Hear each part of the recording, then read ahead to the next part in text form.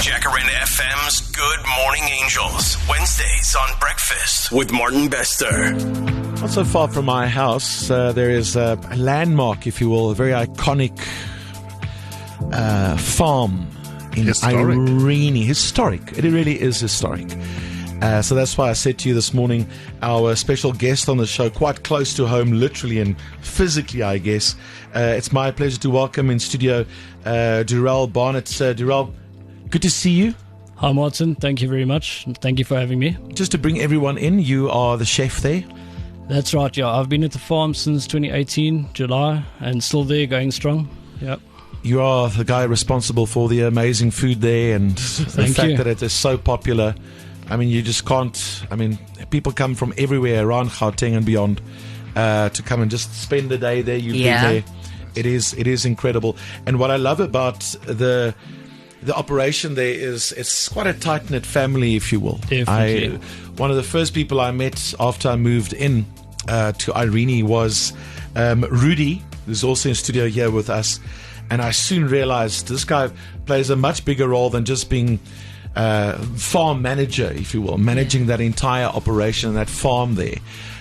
He's also the guy that people count on in the area.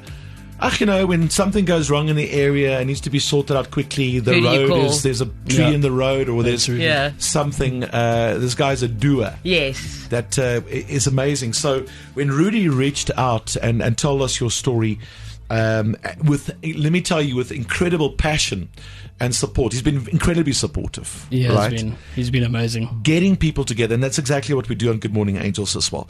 Tell us your story. Well, look, my mom was diagnosed with cancer now in January, and it was an urgent treatment that was needed. It was throat cancer, so it's very close to the artery, 2.5 centimeter tumor. Yeah. So it was a very time-sensitive situation where, the surgeon said to us, listen, you guys, this is not a 3-month or a 6-month thing. You need to now address this right now, within the next month. Yeah. Or there is risk that, the artery can be destroyed, and then that's that. Yeah. My mum and I have always been very close. She's always been there for me. She's I've got my mom and I've got my son. And those are the two most important people in my life. And there's nothing that I won't do for my mom or for my son or anybody that I love. So, the surgeon said, I asked him how much is this all going to cost, because we don't have medical aid and that. So he said to me, look, you're in for $500,000. And that's a lot of money. It's a lot of money. And when he said that, I looked at my mom, and obviously on the outside I said, look, no, we're going to make this happen. But on the inside I thought, this is the time we're going to do this. And just explain to everyone why at that point you did not have a medical aid. So look, I think just the cost of living, and that I'm a single dad. I'm the breadwinner. My son's with me full time. I lost my stepdad in 2012 very abruptly, and I became responsible for my mom. And I'm from the coast, so actually we from quite hard times financially, and that's which I think a lot of people don't realize about us. I actually moved up to Gauteng for a better opportunity and that, and that brought me to where I am now. And it's not the kind of thing a person wants to do, but sometimes it is necessary to make cuts. Yes, absolutely. Even if it means in that period of tougher times to cut something, and it's not the right thing to do, but it happens all the time. If it can help you get back on your feet, sometimes you've got to make those choices. That's it. It is something that happens. I think as people get older as well, you have to make tough choices in what to keep and what to cut. And sometimes, unfortunately, the medical aid is up there. It shouldn't be, but it happens. No, look, I had my mom actually on a medical aid I know. Previously, and I took her off around June. I said to her, Mom, look... Yeah, exactly. I said to her, this is costing about 2,600 Rand a month. I said, I just want to get some of the bills paid, get my expenses in line, get my cash flow right.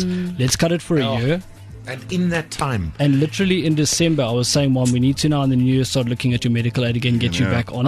Literally in December. And in January, this happened. So it's just Murphy's Law. But There's a reason for everything, and there's a lot of good that's come out of it.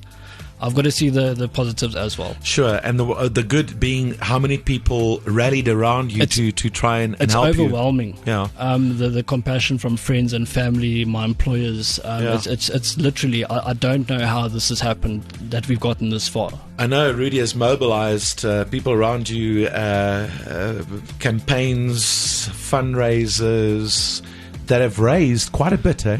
A heck of a lot. Yeah. So we a good 2/3 of the way there. Yeah. In a matter of 3 it? weeks from ground zero. Yeah. So it's, and that's why I say, I've never been a very religious person. I am a believer in God, but I'm not religious. But in this process, my relationship with God is it's completely changed. My outlook, my eyes have opened a lot. Yeah. Because he worked through people. This shouldn't have happened.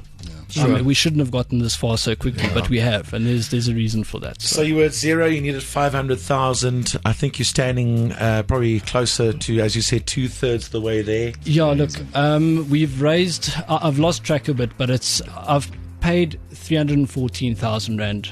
Over. So we've probably raised about 315, 16, somewhere there. Your mom's name is? Charlotte. How is she doing? Where is she at right now? Well, was at the hospital 7 o'clock this morning at today. Yes, that's right. Yeah. She's going in at 10 o'clock for surgery. So from here, I'm off to see her. And then they start from 10 prepping her, and it's a 7-hour surgery. So Wow. I know how close you are to Charlotte, your mom, and your son is a Declan. That's right. You're such a close unit, and this means a lot to you. And we're going to think of you today. Yeah. It's the big surgery. Thank you. Happening, and it's very nice to meet you. Keep it going. I think there are a lot of people in South Africa that can possibly relate to you. Yeah. Absolutely. Single parents, Yes. close-knit, small families that have had to make tough decisions over the last couple of years. Right? And also the thing changes. is, also the thing is, when you come from a difficult background and you actually work hard and you get somewhere in your life, you can always look back at that, and the good that comes from that. I've got no regrets. Yeah. We struggled years back when my dad was still alive and all of that, and the thing is, through the struggles, it kept us very close as a family, and that's something that nobody can ever take away, or it'll never change. That's why there's no road that I won't walk. Where the coast are you from? Margate. Well, listen, I know that you're quite a bit short. I cannot catch all of that up. Every bit helps, and every bit helps. I'm going to give you 100,000. That's wow, that's amazing. To get That the ball, is- to get so the ball much. rolling, you're still short. I'm not great with math. Is it but I like think, 80? yeah, it's probably It's like around there. 80-ish, yeah. Yeah. So you never know who's listening this morning. Maybe it's someone that's sampled your amazing food, or have taken the children to the farm to get away from the hustle and the bustle of the city. Maybe it's someone from the immediate area. Maybe sometimes it's even from people from another city. But if you want to add and you want to be part of this amazing story, you're very welcome to drop us WhatsApp if you like, and help Durell and his family out. Charlotte's going for surgery this morning. 084 850 0942 is our WhatsApp line. It's good to meet you. Look after yourself. Look after your son. All the best with Charlotte for today.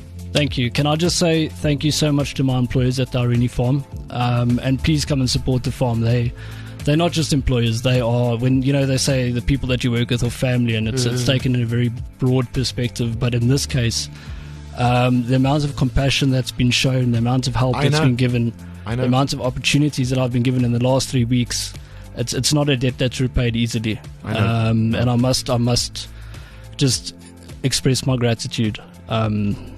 It's I can back that up. I can't. There's no words.